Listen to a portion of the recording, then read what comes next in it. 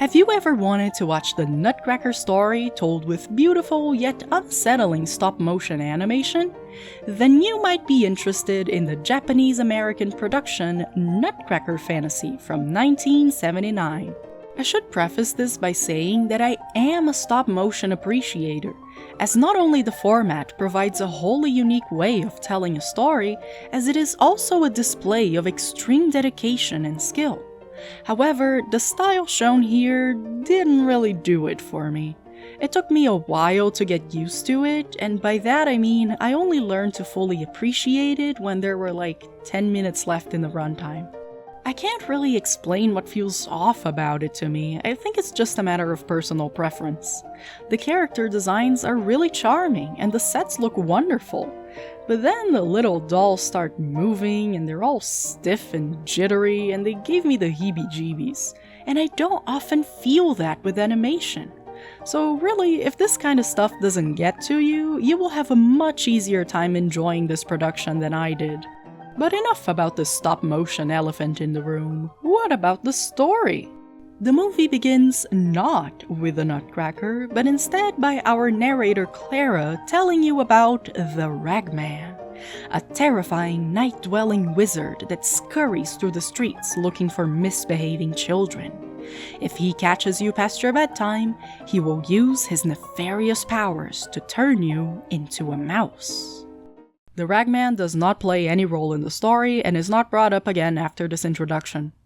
Am I missing something here, or was that really just random? Our story really begins when Clara finds a Nutcracker doll belonging to her uncle Drosselmeyer, and soon finds herself in a dreamlike haze, watching as a gang of mice try to take the doll away. She is confronted by a disturbing two-headed mouse queen, and passes out in fear as her Nutcracker defends her. On the next day, she wakes up in bed weakened by a raging fever, but barely has any time to wonder if the events of the previous night were a dream or not, because as soon as she is up, she wanders off into the grandfather clock in the living room and finds herself in a magical land made of toys and sweets. There, she learns of a beautiful princess that was put under a nasty spell, and joins the kingdom in its efforts to free the princess from her curse. The plot has its ups and downs. It's more based around the original short story rather than the ballet, and I like it how they insert Clara as an agent in the process of lifting the princess's curse.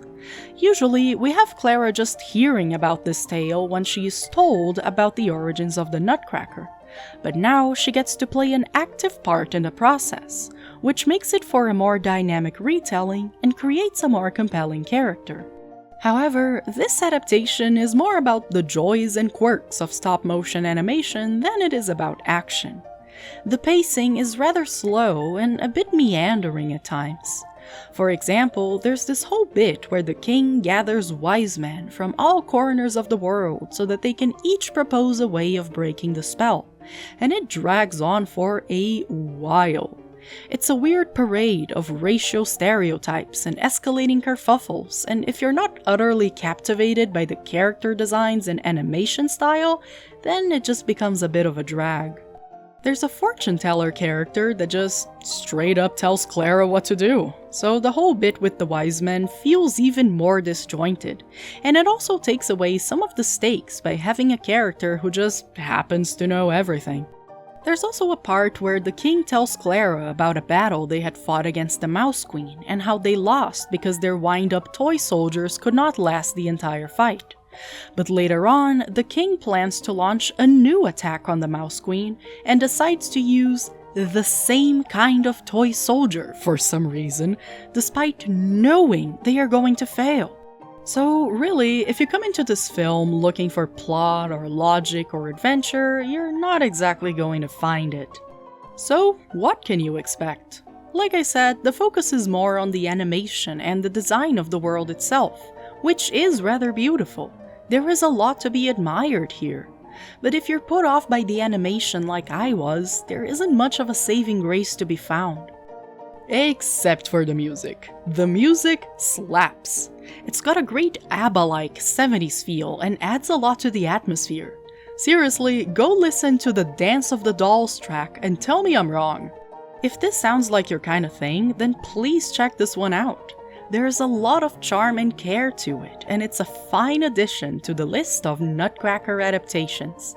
But if you're put off by the animation, there's not a lot else there, so maybe just go listen to the soundtrack instead.